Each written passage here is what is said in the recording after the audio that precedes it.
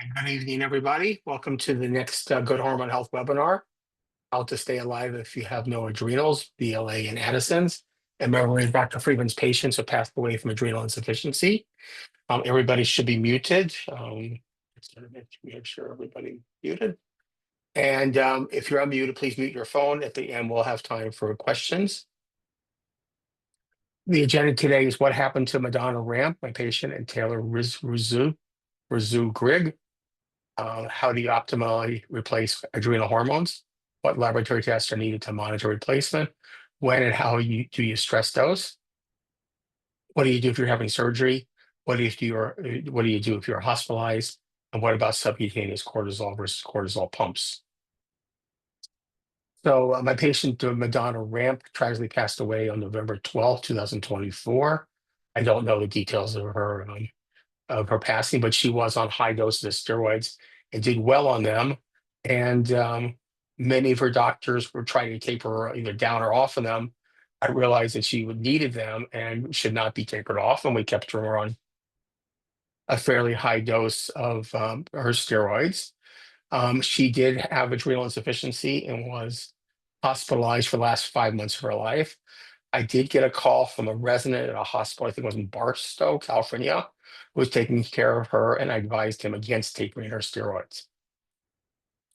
She's at least my fourth patient, including my good friend Kate Myers, who passed away, I think, probably about 12 years ago or so, who had adrenal insufficiency, and their cause of death varied. Some of them I tried to get away with too little steroids. Some of them had overwhelming infections, and some of the cost was unknown. I heard about Madonna's death from my patient, Erin, who said patients with adrenal insufficiency need to be taken seriously. This is the picture on the bottom left of Madonna getting her PhD, and on the right, I think, with the red hat when she was a child. Her obituary I won't read completely, but she passed away on November 12th after a long battle with multiple illnesses. She was born in 1981 in Michigan. Graduated from high school. She was a free spirit. She loved moving to the beat of her own drum, trying to push the envelope to get others to think critically. Elvis, music, dancing, poetry, and catching up with her loved ones were some of the most important things to her. She also valued moving and growing, so no one person or place could tie her down for long. She was a valued member of many communities. She came from a large family, and it was an even larger family throughout the world. She would like a donation to be made to Listening Ear Crisis Center in East Michigan, that's in Michigan, if you prefer, and made her memory be a blessing. Now, Taylor Russo Grigg, I did not know. There's a picture of her, the lower left. But I was interviewed by Yahoo about her. They reached out to me about TikTok to star Taylor Russo Grigg, who died of Addison's disease. And the link for my interview is listed there. She died at the age of 25, accomplishments from both Addison's disease and asthma. Her family told USAtoday.com. Russo Grigg's death last week was a sudden unexpected, said her husband, Cameron Grigg, in an Instagram post. The young TikToker had risen to prominence posting about her life. She shared that she received an A diagnosis in a August 8th health update, but didn't specify what her condition was. Experts say that Addison's disease is rare but can quickly become life-threatening if not properly managed. In my quote to Yahoo, we talked about what are the symptoms of Addison's, a constellation of symptoms. Dr. Friedman said they include fatigue, weight loss, nausea, diarrhea, abdominal pain, joint or muscle pain, dehydration, low blood sugar, and cravings for salty food. Can also cause hyperpigmentation or darkening of the skin that can make people appear bronze. Russo Grigg said in a health update in August, she was at times in bed writhing with pain and felt too weak to carry a suitcase or walk to a mailbox. She added she found out what was ailing her only a few months prior and was struggling the whole time, feeling like I was going to die. And then my quote was, while the symptoms tend to develop slowly over time, they can worsen quickly in some cases. Friedman said, you can be healthy one day and sick the day after. He explains it can happen really fast. Most people are diagnosed between ages of 20 and 50 as the condition's chronic effects accumulate, according to Cleveland Clinic. Capola, who's an endocrinologist at the University of Pennsylvania, and Friedman tell Yahoo Life that people with Addison's disease usually have to take one or two medications to replace hormones their body is underproducing, hydrocortisone, a steroid that supplements cortisol, and fludrocortisone to replace a second hormone called aldosterone. The latter helps keep the body's water and salt levels balanced, Cleveland Clinic says. So people with Addison's may need to consume more sodium when they're exercising. How Addison's can turn fatal. The disease has to be carefully managed. The body needs cortisol at all times, but you particularly need cortisol in times of physical stress, explains Coppola.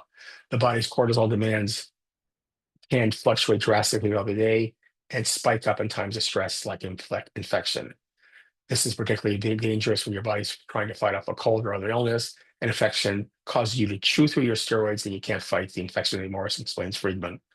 People with Addison's need an extra dose of cortisol, often in injection form, during these times because their body won't make enough to meet the demands on their own. The biggest concern, however, is that the drop in cortisol triggers an adrenal crisis, and when there isn't enough hormone, the main thing you start seeing is the blood pressure would tend to drop. And if your blood pressure isn't high enough for a time, you can die from it, says Coppola. My experience is people often have high blood pressure with adrenal crisis, not necessarily low. While it's not exactly clear what happened to Russo Grigg, both experts say that a combination of adrenal crisis from Addison's and asthma could become deadly. The asthma attack itself might not be it, says Coppola, but she might have had some kind of upper respiratory infection that participated in asthma attack and participated in adrenal crisis. You could die from either one. Paula points out that being newly diagnosed could mean that Russo Griggs was less prepared to understand what's happening or how to manage it. She adds that the drop in blood pressure during adrenal crisis could have impaired judgment and make it harder for her to get more medication in time. Addison is rare, but health problems related to steroids are not. Both experts say that unless a person has ongoing symptoms, which would warrant a doctor's visit. Addison is a rare disease that most people likely don't need to worry about. However, some people do. What should reassure you is the body has a lot of built-in duplication of adrenal tissue that makes the hormones, said Coppola. It really takes a chronic destructive practice to get to the point where some develop these symptoms. While corticosteroids like hydrocortisone and prednisone are helpful for people with Addison's, Coppola warns people against taking medications without a doctor's recommendation. Be careful taking corticosteroids like hydrocortisone or prednisone, warns Coppola, which I agree with. There are people out there who think they have adrenal fatigue and take these as supplements. They shouldn't. You don't want to mess with your own adrenal glands. That's because if you take steroids long term and stop them abruptly, your body can go into adrenal crisis even if you have Addison's, which I think is good philosophy. The comments in the posting includes, and these are on various different things: tragic, terribly sad. My condolences to her family. She was bright and beautiful. She kept it to herself. With all respect, this should not have killed her. Rest in peace, young lady. You had poor medical care. And most importantly, she stated that she was tired of telling people what she should do about her own health. That's why she kept it herself. That was her right. So lessons learned, don't keep it to yourself. Get help, learn about your disease, and see a specialist, although sometimes the specialists often aren't that helpful.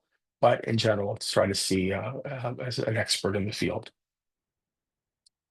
So the adrenal glands lie at the superior pole of each kidney. They're composed of two distinct regions, the cortex and the medulla. The cortex is the outer part, the medulla is the inner part. The adrenal hormones include cortisol, the glucocorticoid, the mineralocorticoid aldosterone, androgens such as DHEA in its sulfided form, testosterone, and androstenedione. Estrogens are made to a small amount by the adrenals, and the catecholamines, epinephrine, and dopamine are made, but generally there's duplication of their system, so they're not that clinically important unless they have excess. Cortisol is the most important hormone. It has a daily secretion of about 10 to 15 milligrams per day. It has a circadian cycle with the highest level around 8 a.m.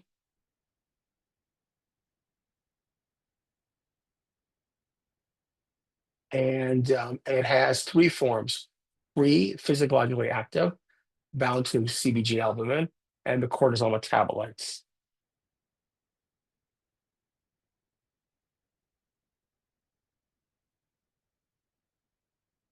Try to pin myself a little bit so you can see me also.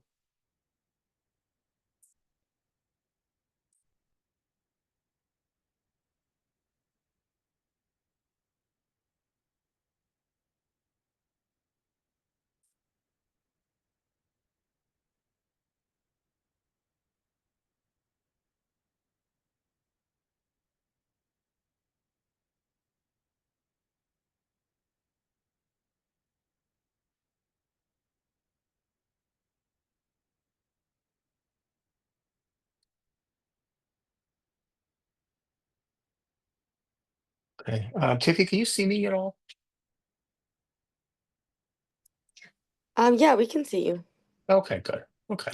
I can't see myself, but that's okay. Okay. See you. Let So me see. okay. So the brain hypothalamus pituitary adrenal axis starts at the hypothalamus. Stressors such as hypoglycemia, hypotension, surgery, fever, and illness stimulate the hypothalamus to make corticotropin releasing hormone. It goes to the pituitary along with vasopressin and pro-inflammatory cytokines to make ACTH. The ACTH goes to the adrenals to make cortisol. And then you have feedback of the cortisol both at the level of the hypothalamus to inhibit corticotropin releasing hormone and the pituitary to inhibit ACTH. So this is a very tightly regulated cycle. There's another axis called the renin-angiotensin-aldosterone axis. This is the middle cortex axis. I think people understood this less, but it's really extremely important. The liver makes a hormone that's a large hormone called angiotensinogen that has 452 amino acids. The kidney converts prorenin to renin, and the renin acts to cleave off the 10 amino acids to make angiotensin 1. An enzyme called angiotensin converting enzyme is in the lung or the plasma, and it converts angiotensin 1 to angiotensin 2, which is the active form, and it's 8 amino acids. Binds to the angiotensin 2 receptor in the adrenals to make aldosterone in the blood vessels to constrict the blood vessels, and the adrenals make the end product aldosterone. This was early work in the 70s by Dorothy Krieger, who was a little bit of my mentor at Mount Sinai in New York when I was a medical student, showing that cortisol and ACTH have a circadian rhythm. The cortisol rhythm is more clear, and the cortisol rhythm sort of peaks between 6 and 8 a.m. and declines throughout the day and is quite lower at midnight. The ACTH also has somewhat of a circadian rhythm, but it's more erratic. And the high of the ACTH is in the also in the morning between 6 and 8 a.m. There are different types of glucocorticoid insufficiency. The one we're talking primarily today is primary adrenal insufficiency. You have both a defect in the glucocorticoid and the mineralocorticoid axes. You have an increase in promelanocortin, the precursor for ACTH, giving hyperpigmentation. And this, for example, would occur in somebody with a bilateral adrenalectomy or with Addison's disease. You can have secondary or central adrenal insufficiency, where you have glucocorticoid insufficiency alone. This happens if people have a pituitary problem, for example. And then the third one is quite common, is people that are undertaking glucocorticoids, and a very large percentage of Americans, somewhere like 5% of Americans are on glucocorticoids. When you stop them, you can get glucocorticoid insufficiency alone. Usually doesn't affect the renin-aldosterone axis, it affects the ACTH cortisol axis.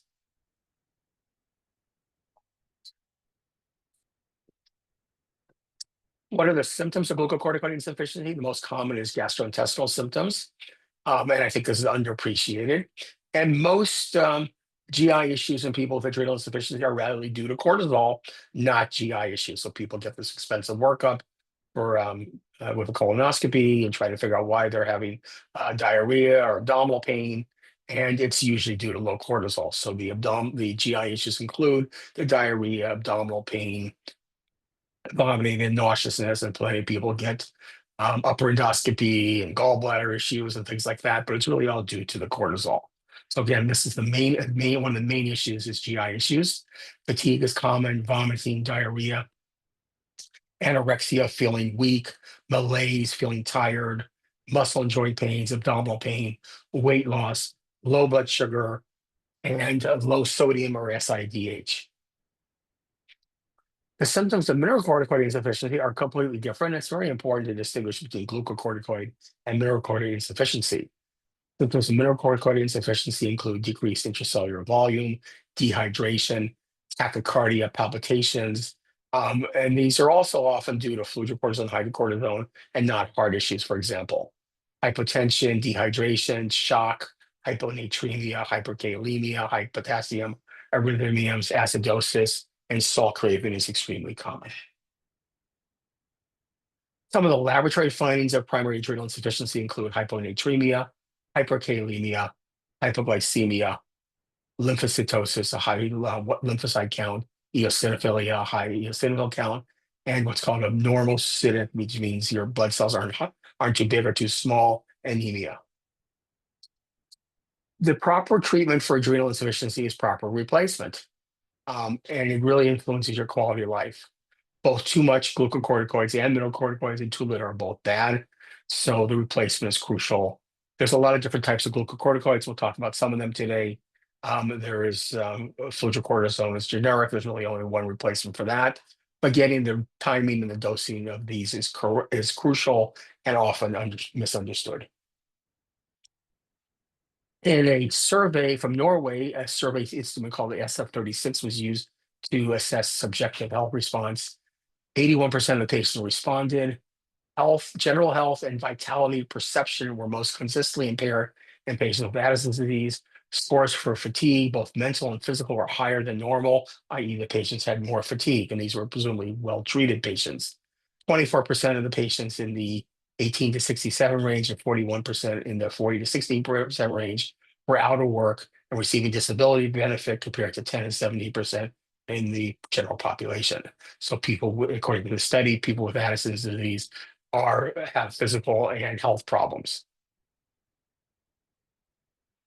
When I was at the NIH, a colleague that I really didn't know too well, I think most of this was done a little before I came, but Dr. Esteban measured daily cortisol production rate in normal volunteers with a stable isotope method. It turned out that most people, the average is 10 milligrams a day of hydrocortisone. So when he did his work, when I was a fellow, people would give like 25 milligrams of hydrocortisone replacement. Now it's much less, and people realize that people need less. So somewhere around 12 to 15 milligrams is correct. Most of it, not all is absorbed, so let's go from 10 to 15. But 15 is a reasonable dose. Some people go up to 20, maybe a little bit more even. But many people are over replaced on glucocorticoids. This leads to osteoporosis or thin bones, glucose intolerance or diabetes or prediabetes, and increased risk of infections. Now, the main problem, though, is people sometimes don't absorb it well. If if cortisol is needed for absorption and you're not absorbing it, you need more, and it's a vicious cycle. So some people do need more because of the malabsorption issue, but once the malabsorption issue is taken care of with proper replacement, usually around 15 to 20 milligrams could be a reasonable replacement. The equivalent of glucocorticoids includes 20 milliequivalents of hydrocortisone. Hydrocortisone is the shortest acting. If you give it IV or subcutaneously, it's about 15 milligrams of Cortef. Prednisone is 4 to 5 milligrams, it's longer lasting. Methylprednisolone is longer acting, 4 milligrams. Dexamethasone is at 0.75 milligrams as physiological replacement dose. I do like liquid dexamethasone because it allows for very good dose titration. The doses of 0.5 milligram per 5 ml is a reasonable replacement dose. Dexamethasone is longer acting and has no mineralocorticoid activity, basically.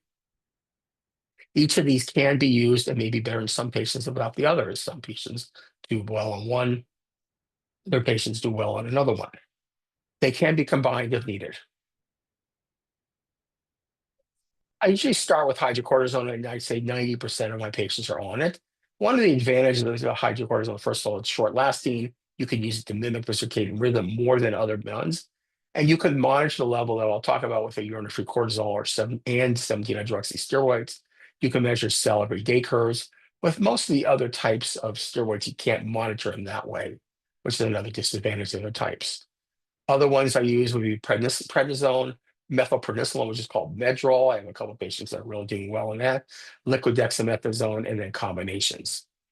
And I usually try to adjust when the patient is feeling low versus not giving too much. So I don't want adrenal insufficiency, but I also don't want to give too much. So I vary the different dosing and the different types to prevent both adrenal insufficiency and adrenal excess.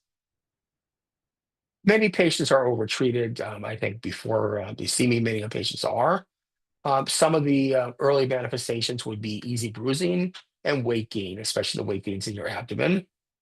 The earliest manifestation of inadequate treatment is joint pain, nauseousness, and abdominal pain.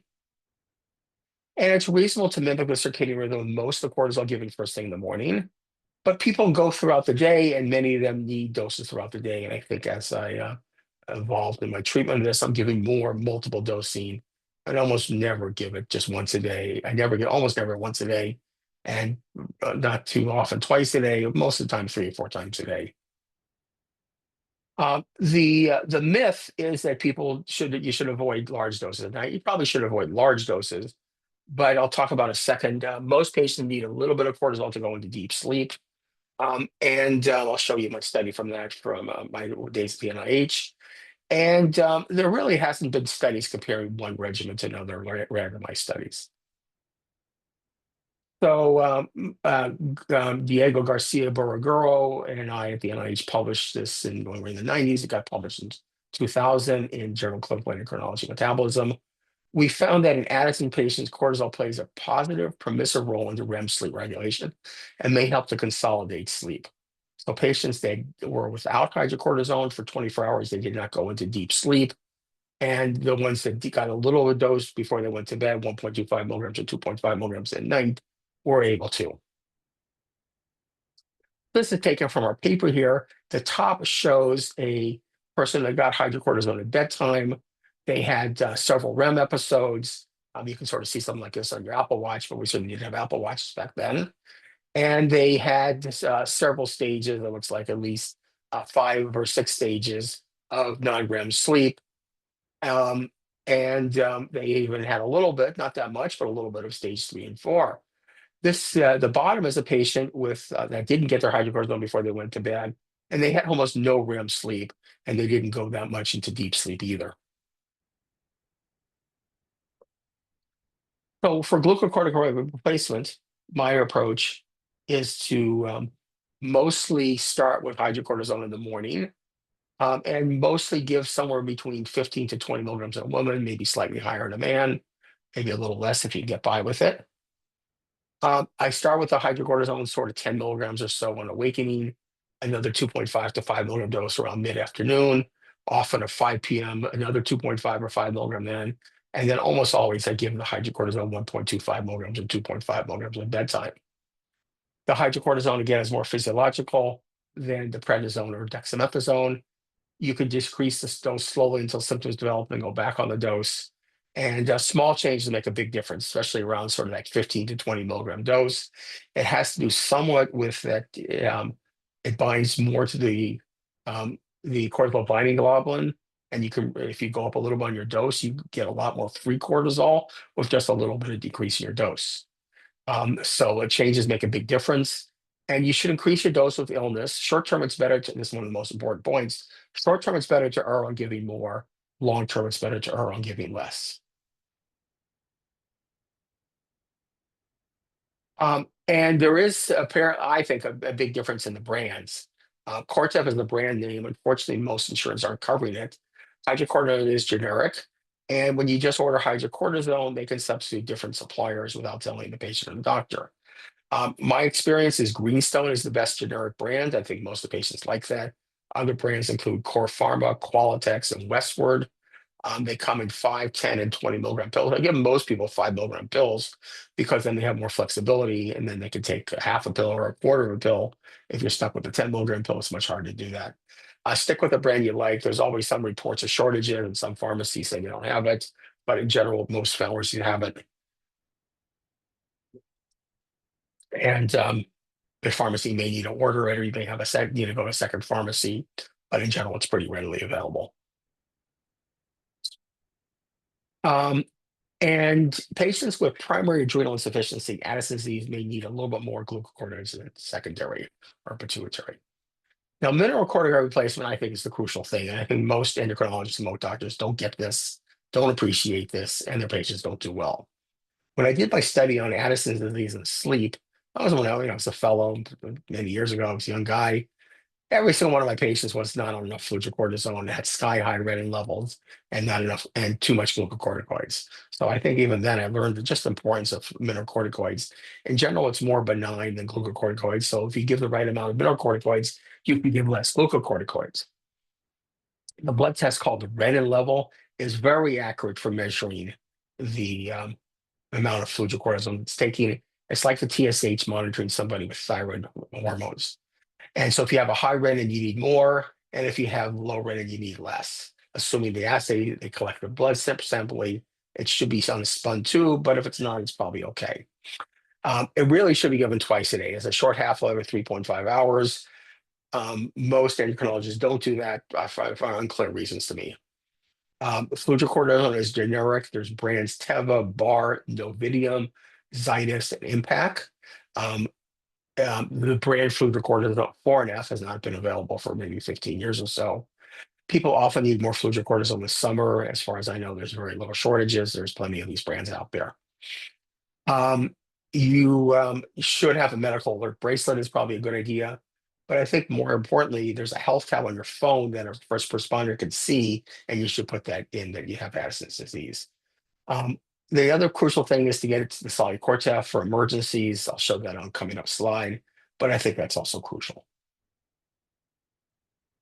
So to monitor glucocorticoid replacement, the main thing is signs and symptoms. Is somebody gaining too much weight or losing weight?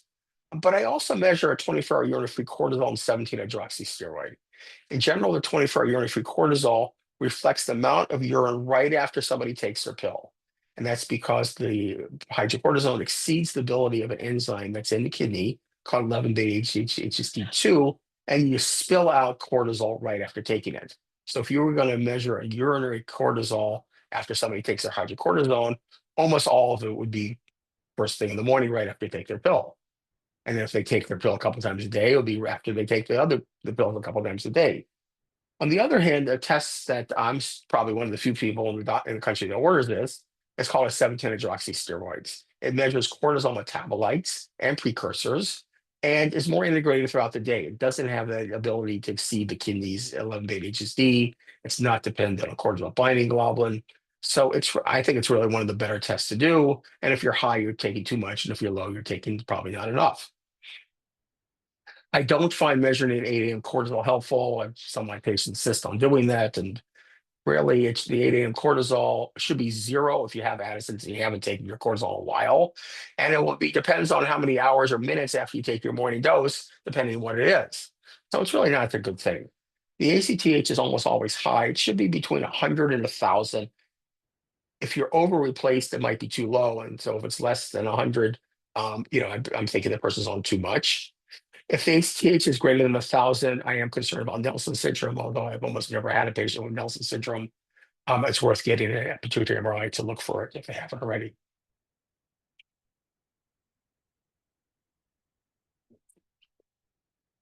Now, some people measure what's called a serum or salivary gait curve. In general, the cortisol, especially if you do a blood cortisol and you sort of add it up, it's sort of less than what really your body's exposed to. And that's because of something called the cortisol shuttle. Again, that favorite enzyme of mine, 11-beta-HSD, shuttles cortisol to cortisone. The cortisone is inactive, and most of it's stored there. And then it gets released back to cortisol. People don't really have to understand that much, but in general, it shows if you measure a blood cortisol level, it'll probably be lower than what the body's actually seeing. It's also hard to draw blood 7 times a day. So I've been doing sometimes, and they're not super helpful, but you get an idea, a salivary day curve. And in general, the salivary day curve should be highest in the morning. I get it at 8 a.m., 11 a.m., 2 p.m., 5 p.m., 8 p.m., midnight, and 4 a.m. And here's a response of a person that got it. And so this person's, their 8 a.m. value was 0.206. The 11 a.m. was 0.224. So that might have been a little bit high. So maybe I would have them take their hydrocortisone a little earlier or take a little more in the morning. And then at 2 p.m. it was 0.13, at 5 p.m. 0.067. You can see how it declines throughout the day, and it's quite low at night, which it should be. If a value is high, you can reduce the dose before, and potentially if a value is sort of low, you can increase the dose. But usually I use this to sort of decrease some of the dosing and sort of see the pattern. So lessons from Madonna. Signs and symptoms are important. So she had no signs of over replacement. She was, I think, on 10 milligrams of prednisone. She was doing well. There was no reason that anyone should try to cut it down, but every single one of her doctors kept on trying to cut her down. And I think the main thing you want to watch out for too much is complications like weight gain, rise in your A1C, osteoporosis. If you're not doing that and you're doing well, I have a patient from South Carolina who might be on this call here also. She's on a high dose. She's doing really well. Every single one of her doctors wants to cut it down. I'm just leaving her on that high dose, watching her. She's doing really well. In terms of monitoring mineralocorticoid replacement, you measure the plasma renin activity. It's very accurate. and should be measured every 2 to 3 months. The tube should be chilled and spun right away. The labs aren't really that good about it. And, I used to try to fight with the labs, but it's so hard to get in touch with them, and it's probably not that important. It's better if it's done. If it's high, you should give more fludrocortisone if the renin's high. And if it's low, you should give less fludrocortisone. Electrolytes such as potassium are insensitive and not a substitute for frequent renin monitoring. I get a lot of patients that do get high blood pressure. High blood pressure is a common problem. So I don't stop the fludrocortisone, but I give a blood pressure pill, still look at the renin level, and I like giving the calcium channel blocker like Norvasc or diltiazem. Try to avoid things like ACE inhibitors, benazepril, and lisinopril, ARBs such as losartan, Cozar, and spironolactone, and diuretics, as they sort of do the opposite of what the fludrocortisone does.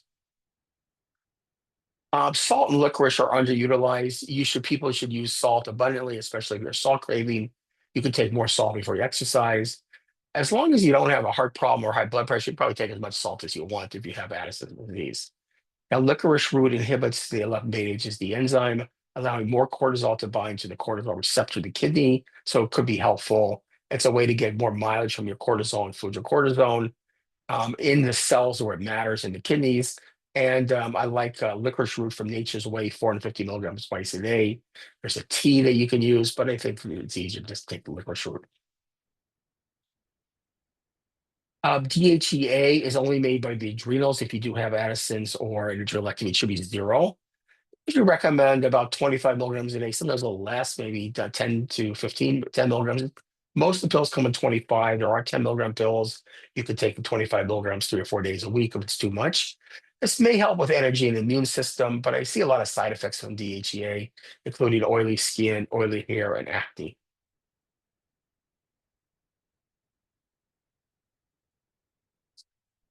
Um, the testosterone is made, half it's made by the adrenals, half made by the ovaries in women, testes in about 90% in men. Both are regulated by the pituitary. And patients with a bilateral adrenalectomy and prior pituitary surgery usually have very low levels. I usually give a cream. I usually use 2.5 milligrams per mil, 1 ml daily. Often I'd use, of an older patient, I might use a little less. Again, we're talking about women here. It may help with energy, muscle strength, and libido. I find there's less side effects with testosterone and DHEA. Side effects include acne and extra hair growth. People ask me what's the typical hormonal pattern. Usually about every 2 to 3 months, I get a renin level. Sitting's okay. You don't need to do standing. ACTH, DHES, electrolytes, maybe a little less frequently, but you usually get them a good portion of the time. When you do take fludrocortisone, occasionally you get a low potassium. If you're not taking enough, you get a high. But again, the renin is more accurate.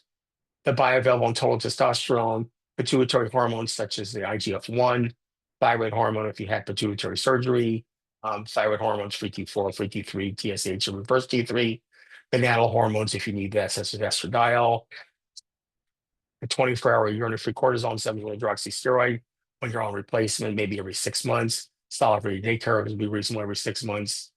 I don't usually measure cortisol unless I think the person was misdiagnosed and we can get them off of it. Or they have this idea about adrenal remnant tissue where your adrenals grow back and the adrenal bed. And I usually don't do any imaging unless there's a concern of adrenal remnant tissue or some other issue. And you can't, it's really inaccurate to measure dopamine and catecholamines. They don't really measure in the blood or the urine accurately. Questions. Can somebody with adrenal insufficiency get a flu shot? Yes, I think you should. Get steroid injections such as for back problems, yes, but minimize the duration. Get oral steroids for asthma, yes, but minimize the duration. Use steroid inhalers if you need to. Use steroid creams, yes. And get the COVID vaccine if you're inclined to get it, as I am. You should get it if you're not. Then whether you have Addison's or not, I'm probably not going to convince you. And I gave this talk in 2020. I spent several slides talking about this. I think now it's sort of less relevant. Thank God COVID's less common, but still present. In general, people with COVID should drink a lot of fluids, take more salt. Most people can be okay with doubling your hydrocortisone. I don't think you need triplet. I was quoted in Endocrine Today in 2020. If you have an interest, you can look at that. It's the link is there. And on my website, and I give patients adrenal crisis letter. they could bring that to emergency rooms, which would be important, especially if they have COVID. So stress dosing, okay, for short term, try to avoid creeping up your dose. People are stress dosing all the time. They're under a little stress, they go up on it. So especially you should stress dose for fever, vomiting, probably double your dose in general. You should add 5 milligrams if you're under, pretty severe mental stress. When you travel, exercise, 2.5 or 5 milligrams of hydrocortisone. You can add an extra half a pill of the fludrocortisone before you exercise. And many women need an extra bit of hydrocortisone and potentially even fludrocortisone around their menses. Adrenal crises are unfortunately common, as we learned from Miss Ramp and Miss Rousseau-Griggs. They usually, or Dr. Ramp, they usually occur in patients with primary adrenal insufficiency. They usually don't occur in people with pituitary insufficiency. Occasionally, they could occur in people that stop their hydrocortisone suddenly, but often in people with Addison's disease or adrenal insufficiency. They're participated by stress, emotional or physical, or infections. They can happen in a newly diagnosed patient or in a patient that's established patient that either stopped or ran out of the medicines. And again, I had one patient who had adrenal remnant tissue or thought she did, and she really cut down her dose and stopped it. And then she had an infection, I think, and passed from that. So don't run out, don't stop or run out of your medicines. Illnesses, GI issues, upper respiratory infections, sinus infections, super common to exacerbate adrenal insufficiency. And then the vomiting makes it worse because you can't keep your pills down. So some of the adrenal crisis symptoms, the GI issues, nausea, vomiting, abdominal pain, diarrhea, fatigue. It's classically thought will be low blood pressure. I actually see more high blood pressure than low blood pressure. You're kicking in your catecholamines, your adrenaline response. A lot of my patients present with high blood pressure, and that shouldn't rule it out, or shouldn't tell the emergency room say you don't have it because you have high blood pressure.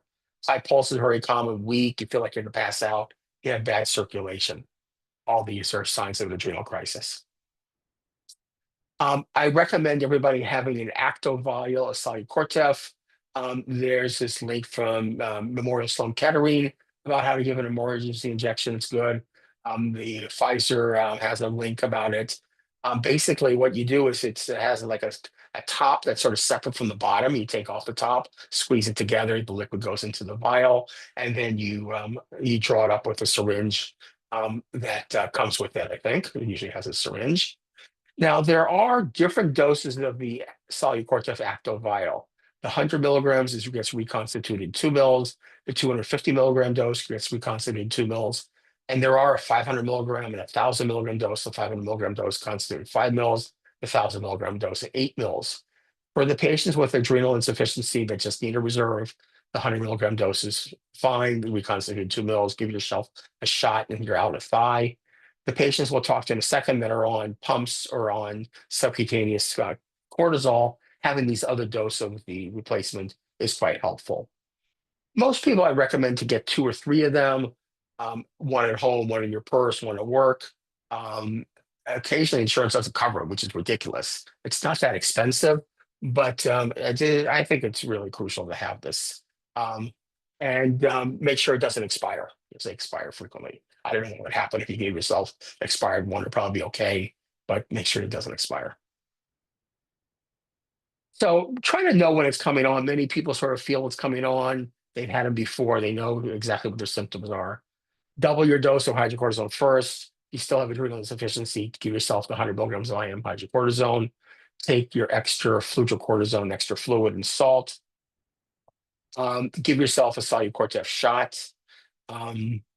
Go to the emergency room, bring your crisis letter if it's absolutely needed. But my patients don't have good experience in the emergency room. Sometimes it gets worse. Be prepared to wait. Be prepared to tell the doctor exactly what to do, because most of them have never seen a person with crisis. And they don't have an endocrinologist on staff. And endocrinologists might not know what to do. They might say, you don't have low blood pressure, you don't have it. So use your judgment, but if you're really sick, you should go. Steroid coverage, in modern illness, I usually have people take, such as if you have COVID, for example, or you have a pretty bad pneumonia, 50 milligrams of hydrocortisone twice a day. Severe illness, 100 milligrams of IV hydrocortisone every 6 hours. every 8 hours. Minor procedure without anesthesia, you probably get away with nothing. Somebody's having um, some kind of minor things, skin biopsy or something like that. You probably don't need anything. Um, Something like a dental procedure, maybe the 50 milligrams of hydrocortisone before is probably okay. Colonoscopy, I usually have people double their dose before the day of the procedure and double their dose of fludrocortisone. Some people I have taken the IV dose, and this is sort of my standard dose: 100 milligrams IV hydrocortisone before procedures and 50 milligrams after. Having some kind of endoscopy, 100 milligrams of IV before and 50 milligrams after is a good choice. Major surgery, hip replacement, potentially 100 milligrams IV hydrocortisone before anesthesia every 6 to 8 hours, and the next day double your dose, and then you could probably go back. And we'll probably have some people on the call here today that we did this, and almost all my patients do well. Again, short term, it's better to take a little extra. Long term, it's better not to. What happens if you feel like you need to go to the hospital? As I guess Miss Ramp had to. Um, Try to get stabilized in the emergency room, go home. Try not to get admitted. Get the IV fluid, get IV hydrocortisone, get checked for infection. Maybe try to get a cortisol level if they can do it before they give you the IV hydrocortisone. Most of them don't seem to be able to do that. But that's helpful retrospectively. Have them call an endocrinologist. And if you have an infection, stay on high dose of hydrocortisone until the infection clears.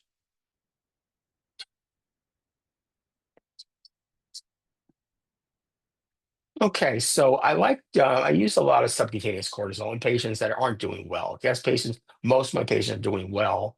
Most of them are okay, but I have some patients that have these horrible gastrointestinal issues that can't absorb the hydrocortisone. So we have them take the Solucortol. You can either do the 100 milligram active vial reconstituted 2 mils, so it's 50 milligrams per mil, or the 250 milligram reconstituted 2 mils, so it's 125 milligrams per mil. There is Solucortol powder. It's now called hydrocortisone 100 milligram powder for solution. It's just a powder. You can add 1 mil of saline, so it's 100 milligrams per mil. That makes it easier to calculate. There are the 500 and 1,000 milligram vials. I would say you can use a vial for a month. The pharmacies always tell you it expires right away. I don't think that's basically true. And I think, it's expensive for cost issues. You could probably use it for a month, just try to keep it sterile. Um, and in general, when I give the subcutaneous cortisol, I usually dose it 3 to 4 times a day. Like the orals, you might be able to cut down your oral dose because you're absorbing it better. And I like the subcutaneous cortisol before using a pump. The pump is much harder to use, and it's it's more invasive. So I usually start with the subcutaneous cortisol. Almost all my patients do fine on that. And I have some patients that went to other doctors and got put on a pump. Um, and some of them are doing quite well, but many of them just do fine on the subcutaneous cortisol. The pump has been published somewhat extensively, although not really that much recently. I think it hasn't taken off because it's difficult. So many of the publications are already 10 years old. This is a publication in JCM. They looked at oral subcutaneous hydrocortisone infusion versus oral. Melissa says she's been on the pump for 8 years. The results were sort of modest, no difference between weight, waist to hip ratio, blood pressure observed. There is a tendency to increase weight and body mass in the patients on the pump. Morning glucose levels increased with the pump were higher than on the pump than on orals, and no difference in sleep patterns. So overall, like Melissa, many have been on the pump. It's going to be used safely. The idea seems to be that overnight you get high ACTH. It may be detrimental. It may be because you're not giving enough cortisol overnight. ACTH, I'm not sure how a high level is so bad, but that's the idea behind the pump. There's less fatigue, but maybe some waking with the pump. I heard about people getting infections. Some people get these abdominal welts from it. And I usually reserve the pump for those who are failed the oral hydrocortisone. Then I try a different one. And then I would try the subcutaneous Solucortol. You use an insulin pump, Tandem, Omnipod, or Medtronics. Insurances may cover one product. Each pump has pluses and minuses. There's a reservoir that can carry 3 mils or 300 units of the solution. If you use the powder, you would constitute 100 milligrams and 1 mil of saline or sterile water, so it's 100 milligrams per mil. If you do in the 100 milligram active vial, you would constitute 2 mils, so it's 50 milligrams per mil. If it's in the 250 milligram active vial, you could constitute 2 mils, So it's 125 milligrams per mil. Some patients use these units, a one-to-one unit, 100 milligrams equals 100 units. And in general, I think you can use it for a month. Typical dose for a pump is about 25 milligrams, but many people use more. Discuss it with me or your endocrinologist about that. And if you're on inadequate dose of fludrocortisone by a high renin, you may need higher doses. It's really important to maximize your fludrocortisone. You could start on a higher dose to taper down, use that urine-free cortisol, 17-hydroxysteroid urine levels, and salivary day curves to adjust it. Typical dosing is in the morning to 1.8 mils per hour, um, um, 10 to 2, 1.2, 2 to 8.5, 8 to 4 a.m., 0.25. And then we usually start the higher dose around 4 a.m. to 8 a.m., 2.5 mils per hour. These are very typical sample doses. So I think we're doing well with time. You can use the chat to ask questions. I will post this on both Facebook, YouTube, and on my website in the next couple of days. And hopefully, people learned a little bit about this. And I'm happy to see you if you have adrenal insufficiency. If you're not seeing me, um, okay. So Tiffy, do you want to start some Facebook questions, and then I'll look at some of the questions here. Yeah, I have Amara. I don't know if it's a question or a comment, but she said SAI here due to pituitary tumor. The stomach bug is the only thing so far that tanks me bad. Blood pressure drops very low, dizzy, confused, extreme bad fatigue, and bad back pain. Mhm. So people with secondary adrenal insufficiency, SAI, or versus primary in general, primary is usually harder to treat because you're missing your mineralocorticoid and your glucocorticoid. The secondary is often easier to treat, but not necessarily. Some people with secondary have trouble also. It does require careful treatment, good dosing. They should learn about adrenal insufficiency crises. Um, let's see, Shara asked about that as well. I had to talk with Sherry last night, and um, she has pituitary from her cure from her Cushing's, and she gets a lot of adrenal crises, so you can get it. Melissa asked what size needles are worth getting. I think it's reasonable to do a 21 gauge 1 cc needle syringe and do it into your thigh, outer thigh. Um,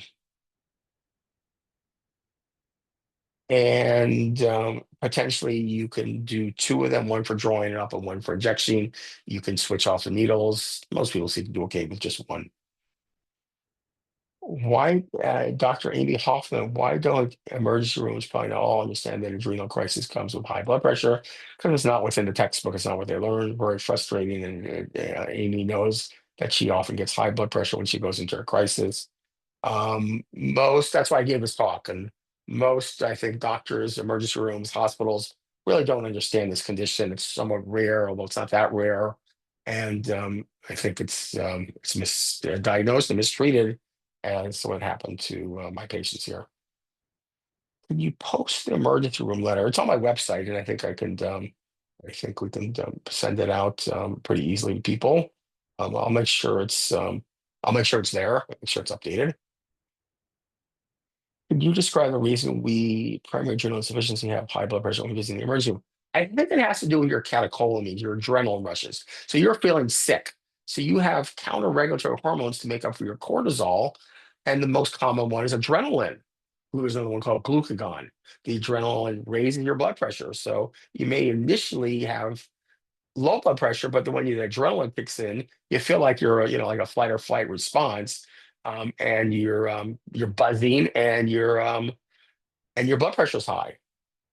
The slides will be joined, will be available for everybody. Um, Tiffany, what's next on Facebook? Cindy asked, thank you, Dr. Friedman. Did you mention that adrenal glands could grow back, or did I miss here? Or what? Did you mention that adrenal glands could grow back, or did I Uh-huh. miss? Yeah, so I didn't talk much about that. So I do have some patients with adrenal remnant tissue. I did publish an article on that. I had like 10 patients. I have a few more since then. That it can grow back. And Dr. Chang, the surgeon I work with, he now is sort of looking in the area where sometimes they come back or they can have what's called rest tissue and takes it out preemptively. So that happens occasionally. In those patients, they often don't stop needing their hydrocortisone, and we have to try to find the source. Thank you. Mark asked, do you recommend DHEA for pituitary patients who are also taking testosterone? Um, for a male, probably not. For a female, maybe. I do check your level. If your level's low, I would take it. As I mentioned, I find that testosterone has sort of a more benefit to risk ratio than DHEA. All my patients, a lot of patients with DHEA, especially if they're taking high doses. The females get acne and facial hair and greasy hair. Males can get gynecomastia or breast enlargement. So I use it if your levels are low, but I don't use it in everybody. Okay. Luis asked, yes, high blood pressure is my issue too, and they refuse to give me hydrocortisone. Can you please provide something in writing for us to use as a, Yeah, so I do have it in my adrenal crisis letter. right? So it does say that. Mhm. And you got to insist that you're having it, or don't go to the emergency room, because you're just going to get in trouble. Janet says, even the Mayo Clinic ER wouldn't recognize that I had adrenal crisis. I had high blood pressure. They checked my blood alcohol level. I don't think Janet drinks that much. Begged for a cortisol level. They discharged me to a taxi and nearly died. How can we educate emergency rooms? I think the patient's got to do it 101.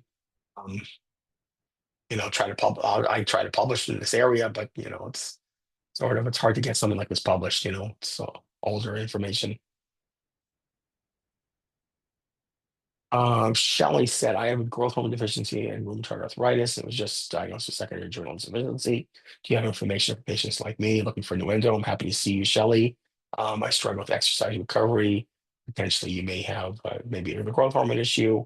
Um, Definitely happy to see you and to work on your replacement.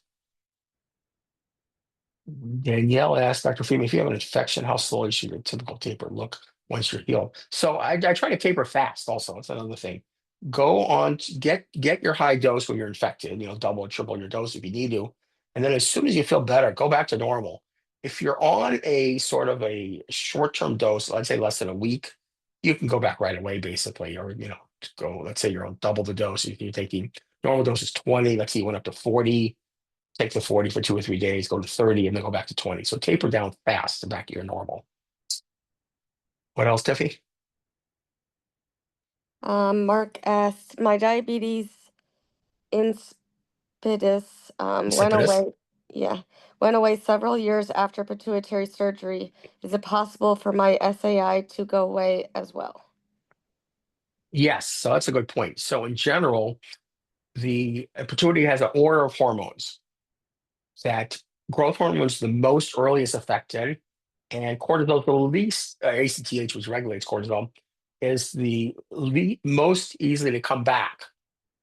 So many patients are able to get off their cortisol, and cortisol is such an important hormone.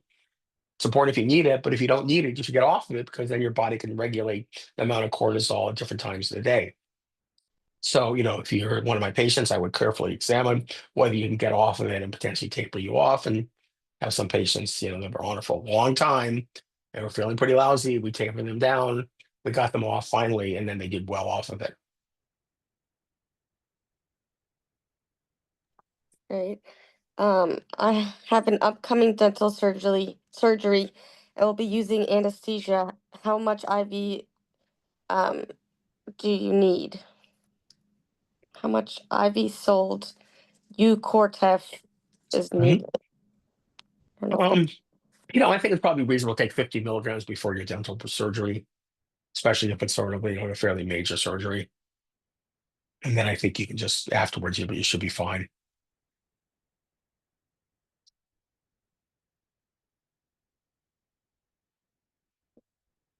What is cortisol? What is your opinion on cortisol sparing surgery in patient Cushing's? Um,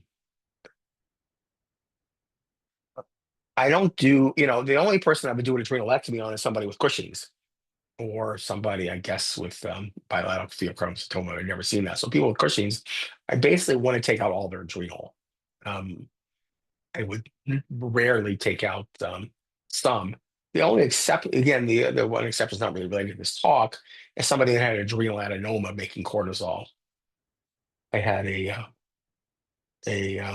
email appointment with a patient in Israel who I recommended adrenalectomy for a unilateral adrenal mass. It was tiny, small.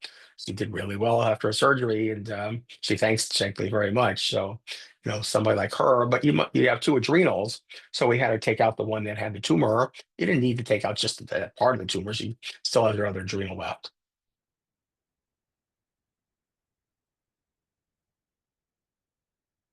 Melissa's been on her pump for 8 years. That sounds good. Thank you, Melissa. You're doing great.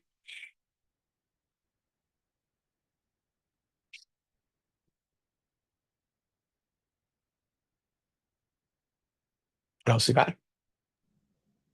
Um, do GLP-1/GIP meds affect adrenal insufficiency? So one of the common side effects of GLP-1, such as semaglutide or Ozempic, and GLP-1 GIP, such as Mounjaro or tirzepatide, is nauseousness. A little bit more so with the semaglutide than the tirzepatide. Nauseousness, as we know, is a symptom of adrenal insufficiency. So patients that are on the medicines, they get adrenal insufficiency and they get nauseousness. We don't really know whether it's due to adrenal insufficiency or the medicine. So I use it cautiously, but if somebody's stable and not getting adrenal insufficiency, then I think it's a good choice. And then just what the medicine's probably going to be, the side effect of nauseousness is probably due to the medicine. With the tirzepatide, people go up slowly. I get much less nauseousness than I do with like prescription Ozempic. Does taking Ambien before sleep, for sleep, make you susceptible to possible crisis? Probably not. So in general, cortisol should be low at night. So the Ambien does lower your cortisol a little bit at night, but it's supposed to be low at night. So you're probably not going to get much of a crisis.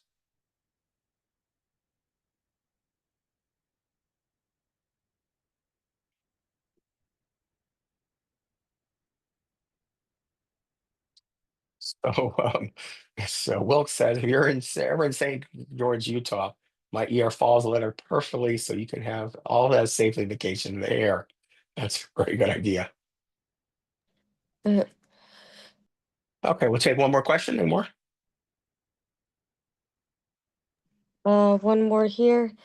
Can GLP-1s cause those post-pituitary surgery to need cortisol replacement if their cortisol was lowish before starting them? I don't think so. I don't think it should affect your cortisol. Shannon has 2.5 milligrams of cortisol at bedtime. Doesn't interfere with sleep, but encourages REM sleep. Exactly. It helps your deep sleep. And, I published 25 years ago. We did experiments 30 years ago. I think it's held up with time. So well cited. I just looked, my paper was cited by 110 other articles. I think it was very good study that I did back then. It really shows. Some people don't realize that, but it's really true. Okay, so I'm going to post this in a couple of days. Thanks everybody. Make sure my webinar, my crisis letter is on the part with or my website with adrenal insufficiency. And thanks everybody. We'll see you guys later. Thank you. And if you have more questions, make an appointment with Dr. Friedman. Mhm. Thank you Thank so you. much.